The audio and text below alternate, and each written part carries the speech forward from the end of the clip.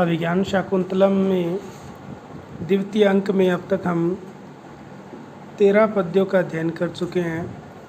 यहाँ तक हमने 13वें पद्य में राजा द्वारा मांडव्य से तपोवन में जाने का बहाना ढूंढने पर जब वो कहते हैं कि आप कर के रूप में वसूली के लिए वहाँ जा सकते हैं, तो राजा ने कहा कि इन तपस्वियों से तो हमें एक अन्य ही फल मिलता है जो अक्षय होता है। और उसके बाद में राजा के पास 2 तपस्वी आते हैं जिनके द्वारपाल सूचना देता है, कहते 2 मुनि कुमार जो है द्वार पर आए हैं।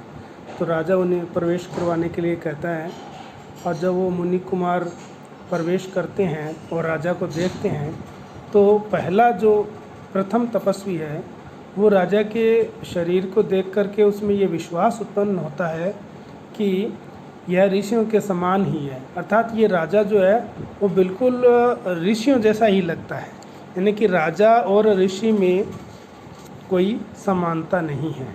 ये इस 14वें पद्य में जो ऋषि कुमार है वो देख करके राजा के बारे में कहते हैं कि ये इनका जो तेजस्वी शरीर है, जो दीप्तिमान है, वो ऋषियों के समान ही लगता है। ऋषियों में और राजा में कोई विशेष रूप से अंतर नहीं है।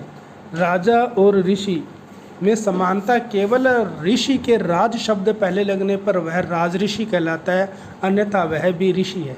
इसी बात को इस पद्य में कहा गया है।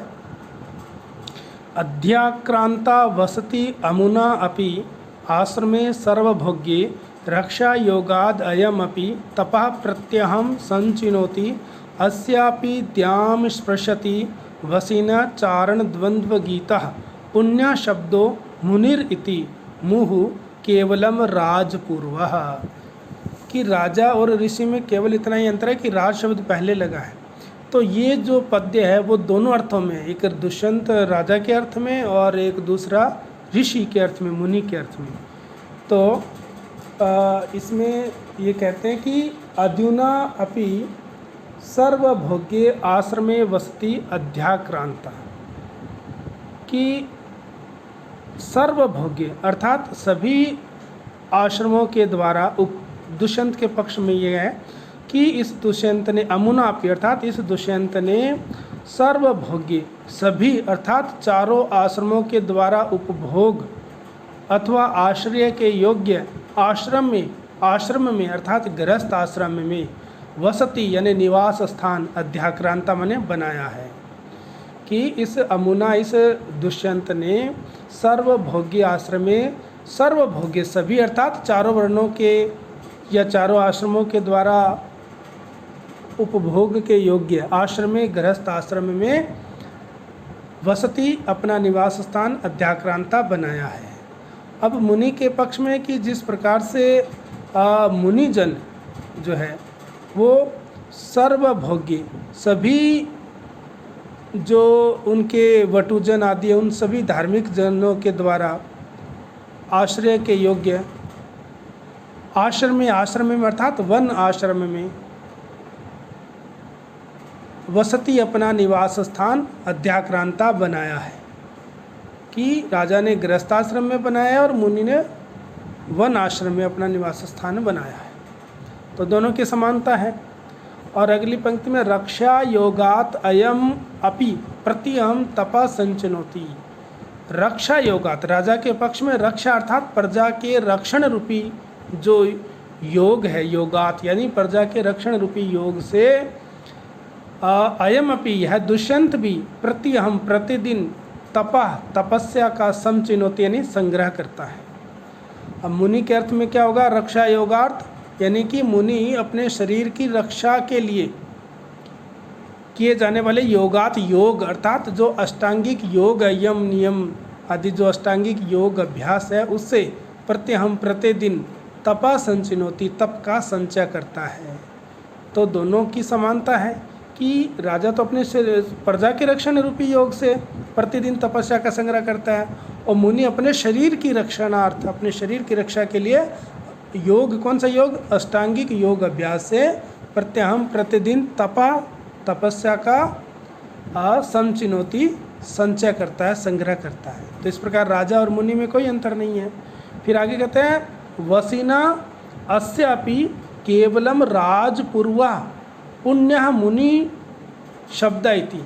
अब दुष्यंत के पक्ष में है कि वसीना यानी वश, संयमित इंद्रियों वाली, वश में रखने वाली इंद्रियों को, अस्यापि इस राजा का भी केवलम राज पूर्व, केवल राज शब्द पूर्व वाला पुण्य मुनि शब्द है, क्या पवित्र ऋषि यह शब्द, यानी कि राजा जो है वो प्रजा अनुरंजन या यज्ञ अनुष्ठान आदि धार्मिक कार्यों से वशी, संयमी है ना। तो अस्यापि इस दुष्यंत का भी केवल राज शब्द पूर्व लगा हुआ है, केवल राज पूर्व मुनि शब्द है, केवल राज शब्द पूर्व वाला मुनि शब्द है कि पवित्र ऋषि शब्द वाला।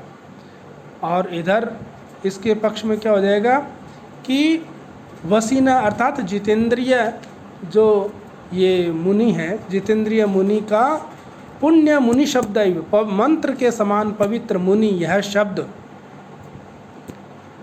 चारण द्वंद्व गीता, चारण द्वंद्व गीता चारण युगलों के द्वारा राजा के दरबार में स्तुति करने वाले जो चारण युगल होते थे, जो राजाओं को स्तुति गान से राजा की महिमा मंडन के गीत गा करके राजा को जगाते थे, वो चारण युगल होते हैं। तो उन चारण द्वंद्व चारण युगलों के गीता उनके द्वारा गाया जाता हुआ मुह बार बार द्याम स्पर्शति स्वर्ग को स्पर्श करता है, अर्थात इस प्रकार ऊंची आवाज़ में गाया जाता है। और मुनि के अर्थ में क्या होगा यहाँ पर चारण द्वंद्व गीता, चारण द्वंद्व का मतलब यहाँ पर जो उसके जो वटु है, उसके जो शिष्य है, उन वटु युगलों के द्वारा, उन ऋषि के शिष्य युगल के द्वारा गाया जाता हुआ गीता गाया जाता हुआ द्याम स्पर्शति आकाश तक पहुँचता है। तो उसी प्रकार राजऋषि शब्द जो है वो चारण जोड़ों से स्तुतिपरक गीतों से गाया जाता हुआ स्वर्ग तक पहुँचता है, और मुनि के जो शिष्य वटु, उन वटु युगलों द्वारा गाया जाता हुआ आकाश तक पहुँचता है। तो इस प्रकार ऋषि और राजा में कोई अंतर नहीं है, केवल नाम मात्र का अंतर है कि राज शब्द ऋषि के पहले लगने से राजा का नाम राज ऋषि हो गया और ऋषि को केवल ऋषि कहा जाता है। इस प्रकार राज शब्द के पूर्व प्रयुक्त होने से राज ऋषि है, अन्यथा वह भी ऋषि है, अर्थात राजा और ऋषि में कोई अंतर नहीं है। यह पहला जो तपस्वी है वो इसके राजा के बारे में देख करके अनुमान लगाता है। अब जो इसके बाद में जो दूसरा है, जो दूसरा ऋषि है, वो कहता है कि गौतम यह तो इंद्र के लिए इंद्र का मित्र दुष्यंत है, और पहला कहता है कि अच्छा और क्या वही लग रहा है, तो दूसरा कहता है तब तो यानी कि इंद्र का मित्र दुष्यंत वह है यह, तो फिर हमें इसमें कोई आश्चर्य की बात नहीं कि बहुत पराक्रमशाली राजा है। तो इसके बारे में वो कहते हैं कि यह तो इंद्र का मित्र दुष्यंत ही है ना। तो इस संबंध में वो कहते हैं कि न एतत् चित्रम यद अयम उददी श्याम सीमाम धृत्रिम एकः कृत्स्नाम नगर परिधि प्रांशु बाहु भुनक्ति आशंसते सूर्युवतयो बद्ध बेरा ही दैत्यैर अस्या अधिज्य धनुषी विजयम पौरुहते च वज्रे। वो कहता है अगर वही है तब तो कहते हैं नगर परिधि प्रांशु बाहु, नगर परिधि, नगर के परिधि यानी द्वार की जो अर्गला है उस अर्गला के समान, प्रांशु बाहु विशाल भुजाओं वाला, अयम यह राजा दुष्यंत अकेला ही उददी श्याम सीमाम, उददी यानी समुद्र के समान श्याम वर्ण की नीले रंग की सीमा वाली, कृत्स्नाम यानी संपूर्ण, धृत्रि माने धरती का, पृथ्वी का, किया अकेला ही उददी श्याम सीमाम समुद्र के समान श्याम वर्ण की सीमा वाली, अर्थात नीली, समुद्र का जल नीला होता है तो समुद्र के समान नीले कृष्ण जो श्याम वर्ण वाली सीमा वाली, कृत्स्नाम धृत्रिम संपूर्ण पृथ्वी का, कृत्स्नाम ने समस्त संपूर्ण, धृत्रिम पृथ्वी का भुनक्ति यानी उपभोग करता है, एका अकेला ही अर्थात इसका अकेला एक छत्र राज्य समुद्र की सीमाओं तक है और यह अकेला इसका उपभोग करता है। अथवा इसका पालन करता है। इस समुद्र की सीमाओं तक फैली हुई पृथ्वी का अकेला ही पालन करता है, अकेला ही रक्षा करता है। न एतत् चित्रम, यह कोई चित्रम यानी आश्चर्य की, एतत् न बात नहीं है, न एतत् चित्रम यह कोई आश्चर्य की बात नहीं है ही, क्योंकि दैत्यों के साथ, राक्षसों के साथ बद बेरा, जिनका बेर बंधा हुआ है, जिनकी शत्रुता बंधी हुई है, जिनका शत्रुता है दैत्यों के साथ, ऐसी सुर युवतियाँ, देवताओं की युवतियाँ अर्थात देवांगनाएं, अप्सराएं, अस्य इस राजा दुष्यंत के अधिज्य नहीं, इसकी धनुष की डोरी पर, प्रत्यंचा चढ़े हुए धनुषी धनुष पर, पौरुहते इंद्र के वज्रेचा और वज्र पर, विजयम आशंस्ते विजय की आशंस्ते आशा करती है कि जो देवांगनाएं हैं वो जिनका दैत्यों से बेर बंधा रहता है वो केवल इंद्र के वज्र पर और इस राजा दुष्यंत के धनुष पर ही केवल विजय की आशा रखती है। अर्थात यह राजा बहुत ही पराक्रमी है। तो नगर परिधि प्रांशु बाहु, नगर के द्वार की परिधि अर्थात अर्गला के समान, यानी नगर द्वार में पहले एक बैरियर टाइप अर्गला रखी जाती थी, उसके अंदर कोई प्रवेश नहीं करता था। तो उस जब अर्गला जब द्वार के आगे लगा दी जाती थी तो कोई अंदर प्रवेश नहीं कर सकता था।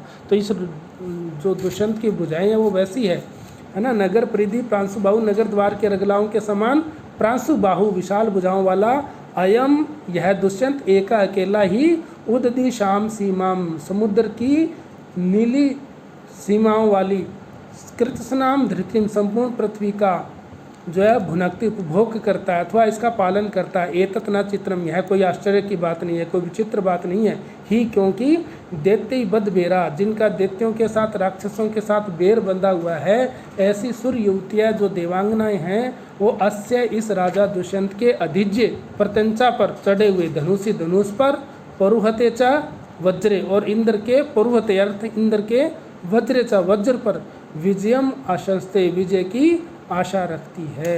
यानी कि यह राजा चक्रवर्ती सम्राट है और यह अकेला समुद्र से व्याप्त नीली सीमाओं से युक्त इस विशाल पृथ्वी पर एक छत्र राज्य करता है। यह अकेला इतना उपभोग कैसे कर सकता, अर्थात यह बहुत ही पराक्रमशाली है। और जो देवांगनाएं हैं वो इस राजा की धनुष की प्रत्यंचा पर और इंद्र के वज्र पर विजय की आशा रखती है। यानी जब इंद्र वज्र लेकर निकलता है और ये धनुष लेकर निकलता है तो निश्चय इनको विजय मिलती है। ऐसे पराक्रमशाली यह दुष्यंत है, बहुत ही पराक्रमी है और वीर है। इस प्रकार से ये दुष्यंत है।